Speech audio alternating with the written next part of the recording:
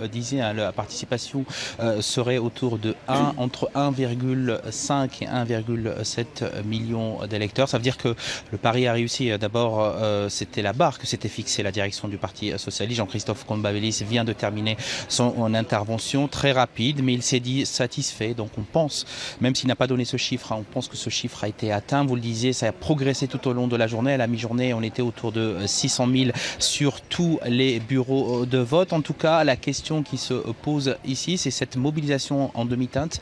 Va-t-elle favoriser l'un ou défavoriser l'un ou l'autre des candidats? Les favoris dont vous parliez, Jean-Christophe Combadelis nous a dit qu'il y aurait les premiers résultats, les premiers qui tomberaient d'ici 1 heure. En tout cas, la participation est un enjeu essentiel, hein, pour ce premier tour de la primaire de la Belle Alliance. L'état-major du Parti socialiste, où je me trouve ici à rue de Solferino, à surveiller les chiffres toute la journée. À qui va participer cette mobilisation? Je vous rappelle que pour la droite, au premier tour, il y avait 4 millions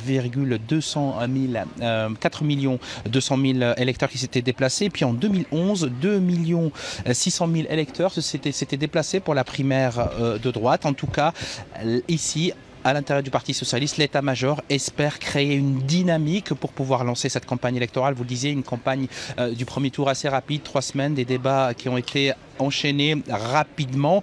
Cette problématique également s'opposera face au futur candidat, hein, qui sortira de des deux premiers qui sortiront de ce premier tour, car ils sont déjà cornaqués à leur droite par Emmanuel Macron, qui lui est déjà installé dans sa campagne, et puis à gauche par Jean-Luc Mélenchon. Le tout, c'est de trouver une réponse, nous dit-on ici, pour pouvoir créer une dynamique et lancer finalement la campagne des primaires, de la primaire socialiste. Merci.